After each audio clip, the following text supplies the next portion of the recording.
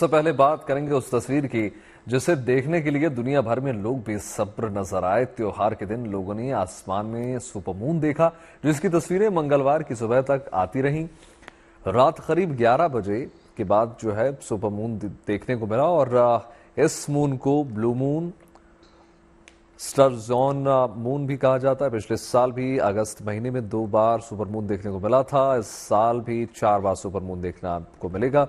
अगला सुपरमून जो है 18 सितंबर को देखने को मिलेगा, जिसके बाद 17 अक्टूबर और 15 नवंबर को सुपरमून देखने को मिलेगा। सुपरमून तब बनता है जब चंद्रमा अपनी कक्षा में भ्रमण करते हुए पृथ्वी के काफी करीब आ जाता है। वहीं पूर्णिमा की रात कही जाती है और इस दौरान चंद्रमा बहुत ज्यादा बड़ा और बहुत चमकीला नजर आता है। 6 तस्वीरें देखिए आपके टेलीविजन स्क्रीन में इस वक्त। इन तमाम तस्वीरों में आप देखिए दुनिया भर में सुपरमून किस प्रकार से नजर आ रहा था। सुंदर तस्वीर देखिए।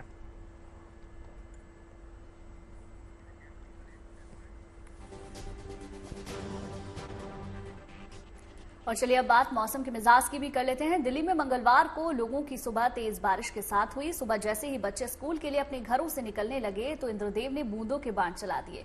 आलम यह रहा कि कुछ मिनटों में इतना पानी बरस गया कि सड़कें लबालब हो गई। ये हाल किसी एक इलाके का नहीं था, बल्कि दिल्ली के ज्यादातर इलाकों में कुछ ऐसी ही तस्वीरें देखने को मिल रही थी। दिल्ली में हुई बारिश की 3 तस्वीरें इस वक्त आपके सामने हैं। पहली तस्वीर मिंटो ब्रिज की है। दिल्ली में बारिश होते ही मिंटो ब्रिज का नाम जहन में घूमने लगता है। इस बार भी ये मिंटो ब्रिज के नीचे बारिश के बाद काफी पानी भर गया, जिसके बाद गाड़ियों के आने जाने के लिए इसे बंद कर दिया गया। जबकि दिल्ली के विजय चौक इलाके में बारिश और रिमझिम बूंदों से नजारा खूबसूरत हो गया। हालांकि दिल्ली में बारिश के बाद मौसम सुहाना जरूर हुआ, मगर अब जाम की समस्या से लोगों को जूझना पड़ रहा है। ऐसे में अगर आप ऑफिस या किसी जरूरी काम से कहीं जा रहे हैं तो एक्स्ट्रा टाइम लेकर चलें, ताकि आपकी राह में कोई रुकावट ना आए।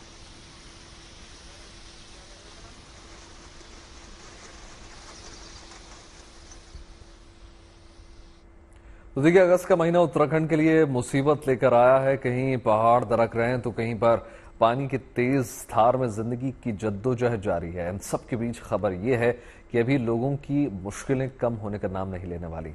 मौसम विभाग के मुताबिक आज भी राज्य के कई हिस्सों में भारी बारिश का अलर्ट है।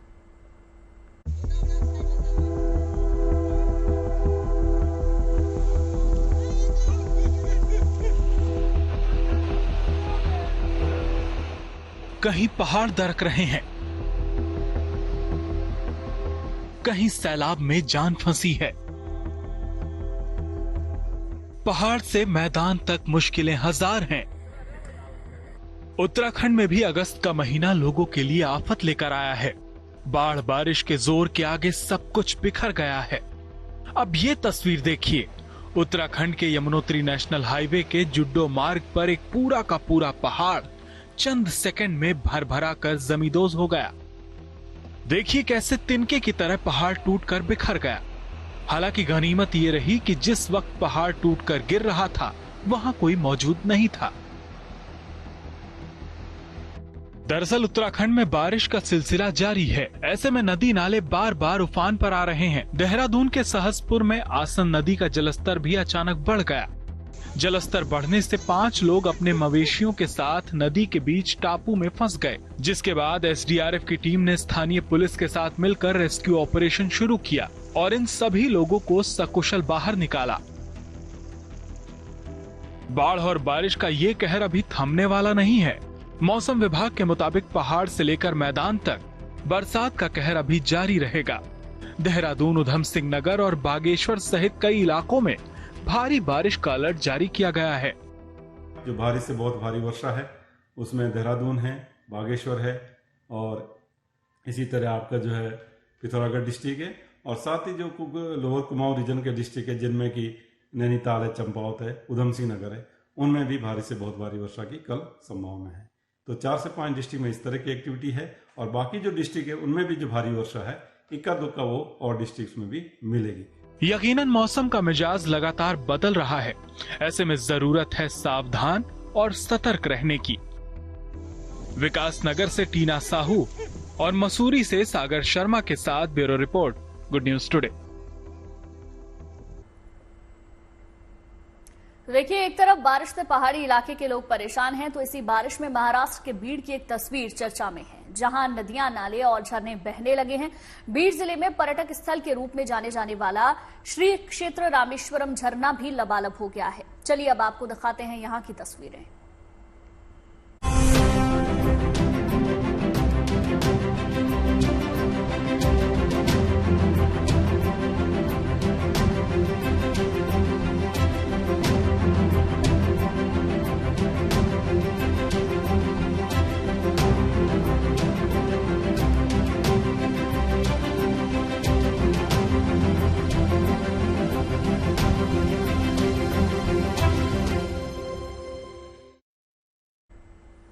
तो देखिए, महाराष्ट्र से लेकर तेलंगाना में बारिश का कहर देखने को मिल रहा है। महाराष्ट्र के नांदेड़ में एक बुजुर्ग पानी की तेज धार में फंस गए।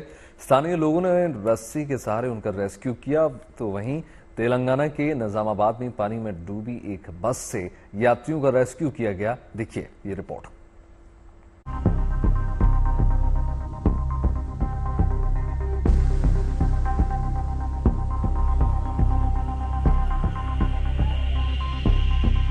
अगस्त में आसमानी आफत का कहर, बाढ़ बारिश से मुसीबत बेशुमार। अगस्त महीने में मानसून लोगों पर मुसीबत बनकर टूटा है। शहर दर शहर लोगों के लिए बड़ी मुश्किलें खड़ी हो गई हैं। महाराष्ट्र के नांदेड़ से ये तस्वीरें सामने आई हैं। बारिश की वजह से अप्पा राव पेट गांव में एक नाला लबालब पानी से भर गया। पानी के बल खाते वेग में एक बुजुर्ग की सांसें अटक गईं। देखिए कैसे ये बुजुर्ग पानी की तेज धारा के चक्रव्यूह में घिर गए। लाठी के सहारे कदम टिकाए, लेकिन कब तक इस लाठी का सहारा मिलेगा ये पता नहीं। लेकिन तभी कुछ सेकंड के बाद कुछ लोग वहां पहुंच गए और बुजुर्ग की जान बचाने में जुट गए। एक रस्सी बुजुर्ग की तरफ फेंकी, लगातार हिम्मत नहीं हारने का हौसला दिया। आखिरकार लोगों की मेहनत रंग लाई और बुजुर्ग को इस सैलाब से सकुशल बाहर निकाला गया। बाहर निकालने पर बुजुर्ग ने राहत की सांस ली।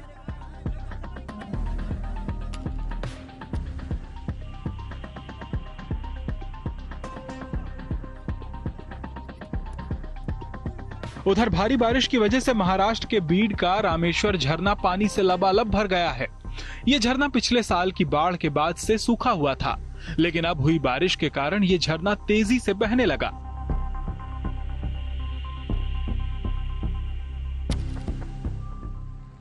वहीं तेलंगाना के निजामाबाद इलाके में भी भारी बारिश के कारण कई इलाके पानी में डूब गए। लबालब पानी से नाले भर गए। एक बस इस सैलाब में फंस गई। देखिए तस्वीरों को, कैसे लबालब पानी में डूबी हुई है ये बस।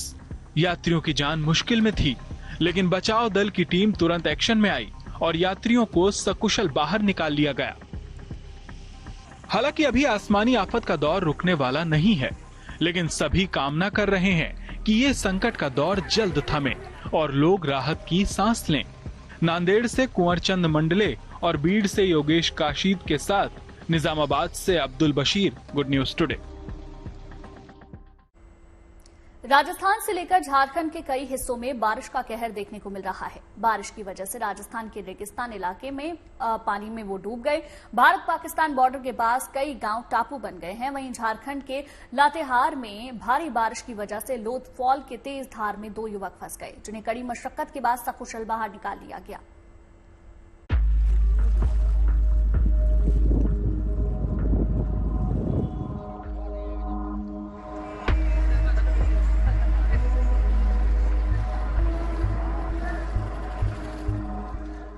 रेगिस्तान में बाढ़ का ऐसा भयानक मंजर दिखा। भारत पाकिस्तान सीमा पर दर्जनों गांव टापू बन गए हैं। दरअसल राजस्थान के जैसलमेर में भारी बारिश का असर देखने को मिला है। सरहद के पास सम समेत 80 गांव पानी में डूब गए हैं। जिधर नजर घुमाओ उधर पानी ही पानी। खास तौर पर रेतीले टीलों के नाम से मशहूर सम इलाके में हालात काफी खराब हैं। यहाँ 3 फीट से ज्यादा पानी भर गया है। कई इलाकों में बिजली गुल है और जब तक पानी की निकासी नहीं होगी तब तक यहाँ बिजली आपूर्ति बहाल होना मुश्किल है। लिहाजा ट्रैक्टरों से यहाँ के लोग सुरक्षित ठिकानों पर पहुँच रहे हैं।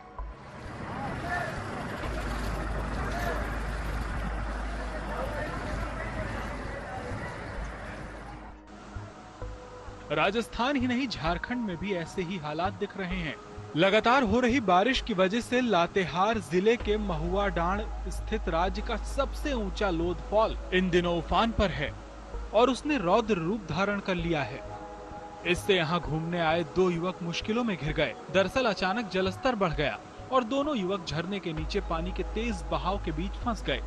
ऐसे में जान बचाने के लिए दोनों ऊंचे पत्थर पर चढ़ गए। पत्थर के टीले पर दोनों चढ़ तो गए, लेकिन पानी का बहाव कम होने का नाम ही नहीं ले रहा था। इसके बाद झारखंड टूरिज्म डेवलपमेंट कॉरपोरेशन के कर्मियों को जब इसकी जानकारी मिली तो वो तुरंत एक्शन में आए और रेस्क्यू शुरू किया गया। आप तस्वीरों में देख सकते हैं कि कैसे 2 मजबूत लकड़ियों के सहारे लोध फॉल की धारा के बीच पुलिया बनाकर दोनों युवकों को बाहर निकाला गया। ये रेस्क्यू ऑपरेशन सफल रहने पर युवकों के साथ साथ बचाव कर्मियों ने भी राहत की सांस ली। जैसलमेर से विमल भाटिया और लातेहार से संजीव गिरी के साथ bureau report, good news today.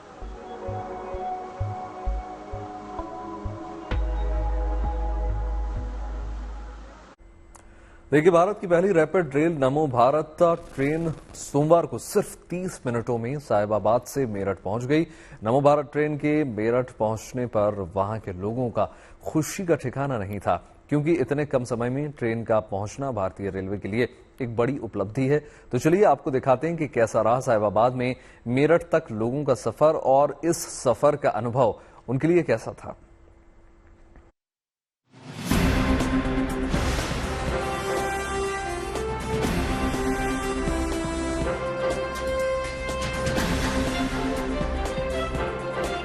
क्या नाम है आपका? साक्षी। साक्षी जी, कहाँ रहती हैं आप? मोदी नगर। मोदी नगर। वैसे बेसिकली मैं दिल्ली में रहती हूँ, बट मैं भाई को राखी बांधने आई थी मोदी नगर। अच्छा, मोदी नगर आई थी, अब वापस जा रही हैं? जी। पहले के सफर में और अब के सफर की बात करें तो कितना सफर अच्छा हुआ? बहुत इजी हो गया, कंफर्टेबल हो गया। बच्चों के अकॉर्डिंग अब हम अकेले भी उनको लेके ट्रैवल कर सकते हैं, वरना कोई ना कोई साथ में चाहिए, छोटे बच्चों के साथ। यानी कि आपके घर आना जाना आसान है? जी, जल्दी ट्रैवल कर सकते हैं हम लोग इजिली, कंफर्टेबली। बहुत अच्छा हो गया, बहुत रिलैक्सेसिंग है।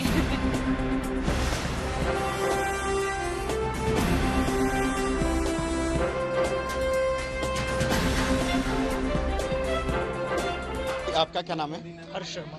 हर्ष, ये बताइए कि क्या जो ट्रेन शुरू हुई है अब मेरठ तक पहुंच गई है, तो कितना कारोबार और कितनी जो अर्थव्यवस्था है मेरठ की माने तो उसको कितना अब असर पड़ने वाला है? अभी तो काफ़ी लोगों को फायदा मिलेगा, क्योंकि जो लोग यहाँ से दिल्ली रह रहे थे, टाइम नहीं मिल पाता था लोगों को आने का। अब 1 घंटे के अंदर घर ही आ जाएंगे, तो लोगों को टाइम भी बचेगा, लोगों के पैसे बचेगा। और अगर इतनी फैसिलिटी यहाँ मिल जाएंगी तो यहाँ कंपनीज भी खुलेंगी, लोगों को स्कूल की फैसिलिटी मिल जाएंगी, सब चीज़ का फायदा मिलेगा लोगों को यहाँ पे। यानी कि कोई दिल्ली किसी को जाना हो तो रोज आना जाना डेली का जाना कर सकता है, कोई इशू नहीं है।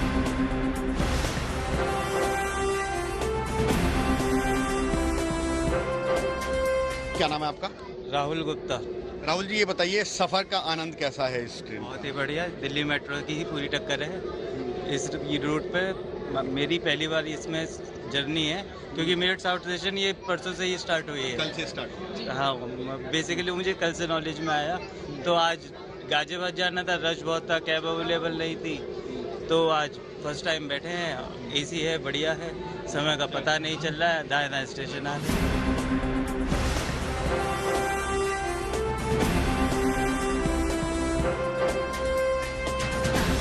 क्या नाम है आपका? मोहम्मद अय्यूब। भाई, सफर पहली बार कर रहे हो इसमें? फर्स्ट टाइम कर रहे हैं जी। कैसा एक्सपीरियंस है? अभी तक तो बेहतरीन लग रहा जी। जी, फर्स्ट टाइम कर रहा है, कूलिंग भी अच्छी है और स्पीड भी मेरे 143 के करीब में, 160 के करीब में स्पीड बताई जा रही है। 158 पहुंच गई थी? 158 पहुंच चुकी थी, अब भी 141 के करीब में चल रही है। लग रहा है अच्छा।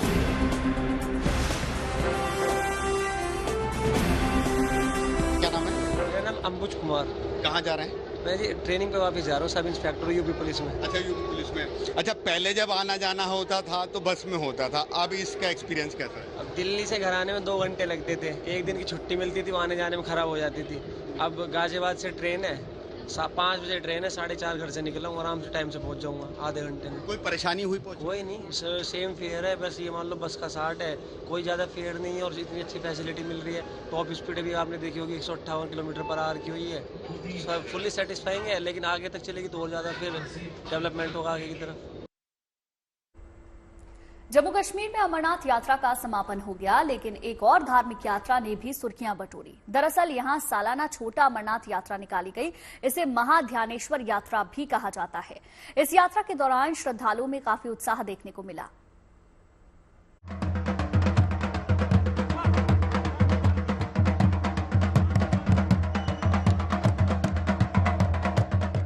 बांदीपुरा के पहाड़ी इलाके में कुछ लोग यूं थिरकते नजर आए। महिलाओं में पहाड़ चढ़ने को लेकर अलग उत्साह दिखाई दिया।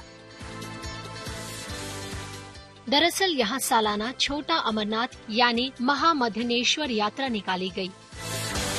जैसे ही श्रद्धालुओं के इस जत्थे को रवाना किया गया तो वहां हर हर महादेव के जयकारे गूंज उठे।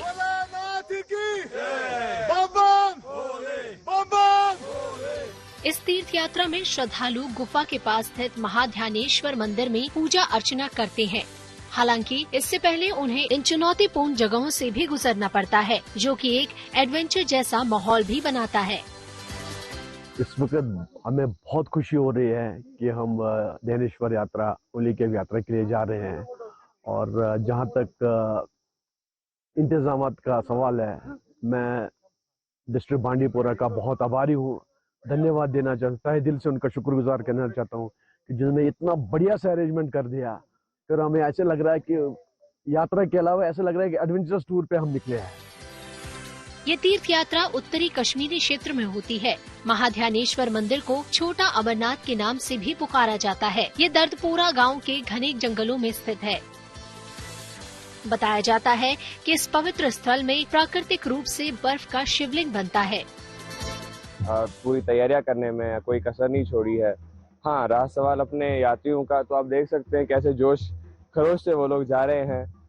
वो खुशी मना रहे हैं कि जैसे उनको लोकल्स ने वेलकम किया, वो बहुत खुश हैं कि वो जोश और खरोश से आगे जा रहे हैं। इस यात्रा को यहाँ भाईचारे की यात्रा के तौर पर भी देखा जाता है। इसमें स्थानीय लोग भी बड़ी संख्या में शामिल होते हैं। Bureau report, good news today. प्रधानमंत्री नरेंद्र मोदी इस हफ्ते एक और इतिहास रचने जा रहे हैं। उन पर पश्चिमी देशों समेत दुनिया भर की खास नजरें रहेंगी। हाल में प्रधानमंत्री मोदी रूस के दौरे पर गए थे, लेकिन अब वो यूक्रेन जा रहे हैं। यूक्रेन और रूस में जारी जंग के बीच ये दौरा काफी मायने रखता है। वैसे प्रधानमंत्री मोदी यूक्रेन से पहले पोलैंड के दौरे पर रहेंगे, जहां तैयारियां तेज हैं।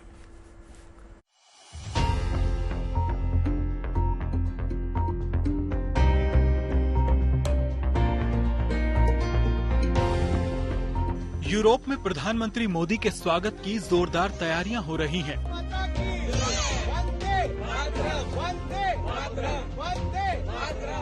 भारतीय समुदाय के लोग उनका बड़ी ही बेसब्री से इंतजार कर रहे हैं। इनमें बच्चे भी शामिल हैं। वो बहुत काइंड है, लविंग है। इस तरीके का एक्साइटमेंट मैंने इंडियन डायस्पोरा में पहले तो पोलैंड में तक तो नहीं देखा। तो बहुत सारी तैयारियां हो रही हैं। दरअसल पीएम मोदी 21 अगस्त यानी बुधवार से पोलैंड और यूक्रेन के दौरे पर रहेंगे। शुरुआत में वो 2 दिन पोलैंड में बिताएंगे। ये ऐतिहासिक मौका है कि भारत के कोई प्रधानमंत्री 45 वर्षों में पहली बार पोलैंड की यात्रा पर रहेंगे। Prime Minister Shri Narendra Modi will be undertaking an official visit to Poland this week on 21st and 22nd August at the invitation of Prime Minister His Excellency Donald Tusk. This is a landmark visit as Prime Minister of India is visiting Poland after 45 years. The visit takes place as we also mark the 70th anniversary of the establishment of our diplomatic relations. जैसे ही प्रधानमंत्री नरेंद्र मोदी के Poland दौरे की खबर आई तो वहां रह रहे भारतीय खुश हो गए। पोलैंड की राजधानी वॉर्शा में कारोबार कर रहे भारतीयों को उनके दौरे से काफी उम्मीदें हैं। यहाँ पोलैंड में कोई भी प्रेसिडेंट या प्राइम मिनिस्टर आया नहीं है पिछले 40 साल से, तो हम काफ़ी एक्साइटेड हैं कि इंडिया और पोलैंड के रिलेशंस और भी बेटर होंगे। एक्साइटमेंट तो बहुत ज़्यादा है और ये हम देख पा रहे हैं यहाँ वहाँ, क्योंकि बहुत सारे हमारे जो फ्रेंड्स और कलीग्स हैं जो दूसरे सिटीज़ में हैं, क्रैको और गदांस्क, वो स्पेशली हमसे अपडेट ले रहे हैं कि मोदी जी आ रहे हैं, तो उन्होंने अपना रिजर्वेशंस कर लिया है। उनके लिए तो मतलब संदेश ये होगा कि यूरोप और इंडिया के बीच में टाइज जो है वो और भी ज़्यादा बढ़ा है, लाइक ज़्यादा से ज़्यादा ट्रेड एग्रीमेंट करे, because there are many similarities between Europe and India जो कि साइनेजेस क्रिएट कर सकती है और लाइक बहुत मार्केट ओपन है यूरोप का, बहुत कुछ कर सकता है यहाँ पे। पोलैंड के दौरे के बाद प्रधानमंत्री नरेंद्र मोदी का अगला बड़ा मिशन यूक्रेन होगा। इस दौरे पर भी रूस, अमेरिका और दूसरे बड़े देशों की निगाहें टिकी रहेंगी। इसकी बड़ी वजह ये है कि पीएम मोदी यूक्रेन रूस युद्ध के बीच वहां जा रहे हैं। पीएम के इस दौरे से पहले भारतीय विदेश मंत्रालय ने एक बार फिर से बातचीत के विकल्प पर जोर दिया। पीएम मोदी यूक्रेन के राष्ट्रपति जेलेंस्की के न्योते पर वहां जाएंगे। India has maintained a very clear and consistent position that diplomacy and dialogue can resolve this conflict and which can lead to enduring peace. So dialogue is absolutely essential.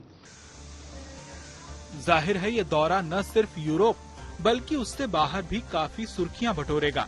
ये अंतर्राष्ट्रीय स्तर पर भारत की धमक भी दिखाता है। अगले कुछ दिन नजरें पीएम मोदी, पोलैंड और यूक्रेन पर टिकाए रखिए। Bureau report, good news today. देखिए, पिछले दिनों पेरिस ओलंपिक का आयोजन हुआ और अब बारी है पैरालंपिक गेम्स की। इससे लेकर खिलाड़ियों ने कमर अब पूरी तरीके से कस लिया। भारत की ओर से वहां 84 खिलाड़ी हिस्सा लेंगे। इन सभी खिलाड़ियों से प्रधानमंत्री नरेंद्र मोदी ने ऑनलाइन बातचीत की और ये गेम्स इसी महीने 28 अगस्त से शुरू होने जा रहे हैं।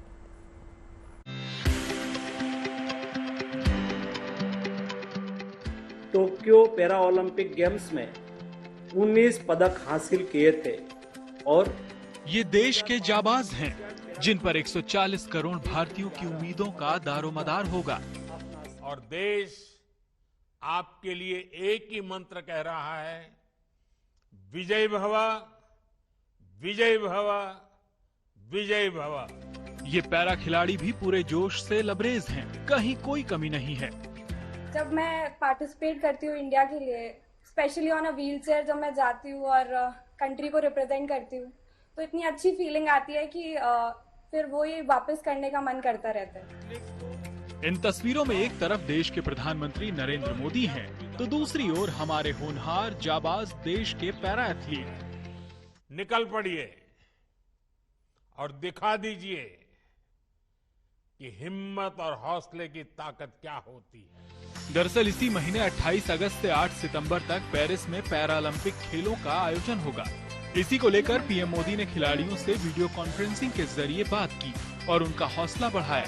प्रधानमंत्री ने खिलाड़ियों को दबाव न लेने और बस अपना बेस्ट देने की सलाह दी। स्पोर्ट्स में भारत की उपलब्धियां खेलों को लेकर समाज के बदलते नजरिए का प्रतिबिंब है। एक समय था खेलों को खाली समय का काम माना जाता था। जो खाली है वो खेलता है और आज जो खेलता है वो खिलता है। आपका उत्साह बता रहा है कि आप सब टोक्यो और एशियन पैरा गेम्स की तरह ही नए रिकॉर्ड बनाने को आतुर हैं। इन खेलों में भारत के रिकॉर्ड 84 खिलाड़ी देश का प्रतिनिधित्व करेंगे। पिछले टोक्यो पैरालंपिक में भारत ने 54 एथलीट भेजे थे। इस तरह इस बार 30 खिलाड़ी ज्यादा जा रहे हैं। साल 2021 में हुए पिछले पैरालंपिक गेम्स में भारत ने सबसे अच्छा प्रदर्शन किया था। तब भारतीय दल ने 5 गोल्ड समेत कुल 19 पदक जीते थे। इस तरह साल 2021 में भारत 24वें स्थान पर रहा था। इस बार भारतीय फिर इतिहास रचने की तैयारी में हैं। हमने पिछले पैरालंपिक्स में आपने 1 गोल्ड मेडल समेत 2 पदक जीतकर पूरे देश को गर्व से भर दिया था।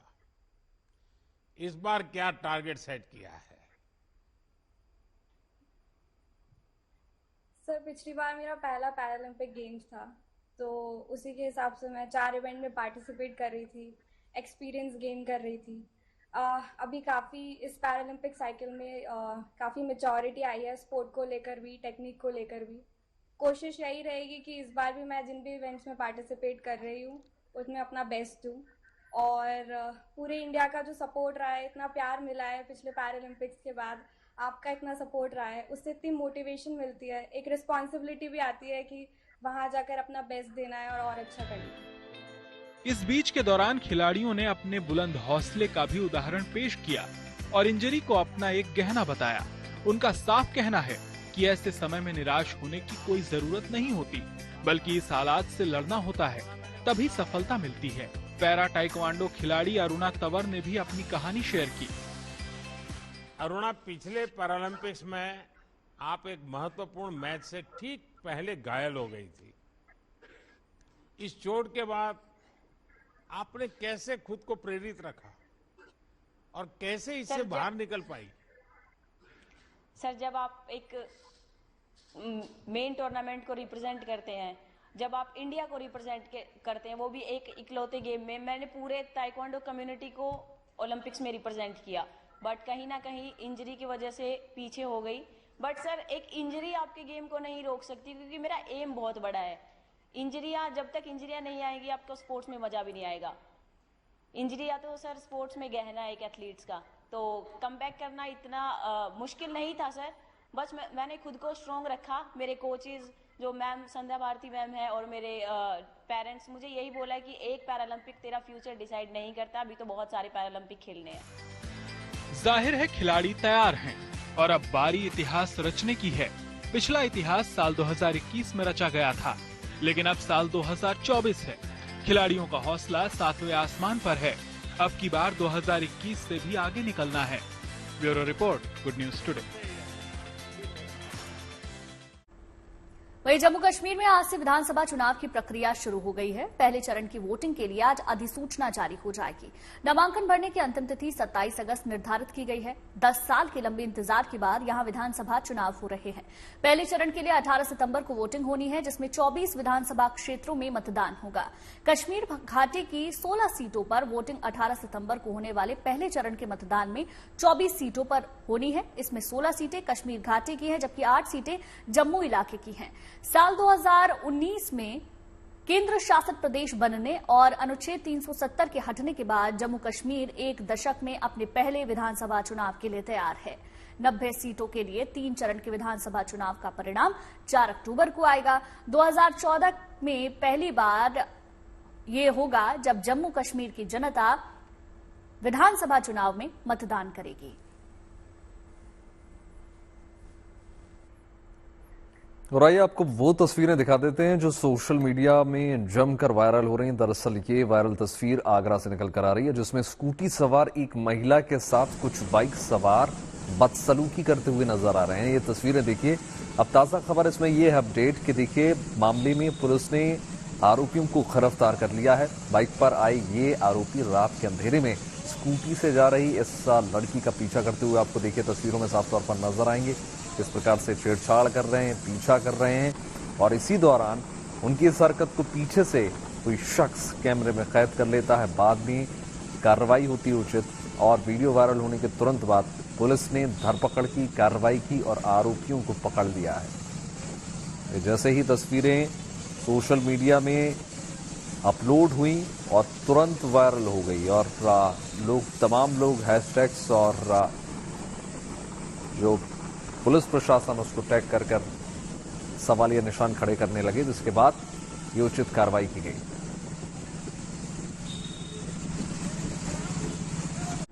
कोलकाता में ट्रेनी डॉक्टर्स के साथ हुई दरिंदगी के मामले में देश भर के लोगों में आक्रोश है। कोलकाता में कलाकारों ने अपनी कला के जरिए गुस्से का इजहार किया। यहां बड़ी संख्या में पेंटर्स ने दीवार पर अलग अलग पेंटिंग बनाई। इन पेंटिंग्स के जरिए महिला सुरक्षा और आरोपियों के खिलाफ सख्त कार्रवाई की मांग की। देखिए तस्वीरें हम आपको दिखा रहे हैं। पूरे देश भर में अलग अलग तरीके से आक्रोश जाहिर किया जा रहा है। ये तस्वीर कोलकाता की, जहां पर पेंटिंग के जरिए ये संदेश देने की कोशिश की गई है कि बेटियां अब सुरक्षित नहीं हैं और इस तरीके से अब आगे और नहीं चलेगा। सलीम जावेद पर docu series angry young man release हो गई है। प्राइम वीडियो की इस वेब सीरीज को नम्रता राव ने डायरेक्ट किया है। नम्रता राव ने 3 एपिसोड में सलीम खान और जावेद अख्तर के सलीम जावेद बनने की कहानी को बखूबी दर्शाया है। सीरीज को लेकर नम्रता राव और जोया अख्तर का क्या कुछ कहना है, आपको सुनवाते हैं। मैं हमेशा सोचती हूँ कि इन्होंने ये फिल्म एक ड्राफ्ट में कैसे की, ये फिल्म 2 ड्राफ्ट में कैसे की। मैं सलीम अंकल से ज्यादा मिलती थी, फरहान से ज्यादा मैं सलीम अंकल से मिलती थी, क्योंकि मैं वॉक पर जाती हूँ बैंड स्टैंड पर और वो वॉक पर जाते हैं बैंड स्टैंड पर।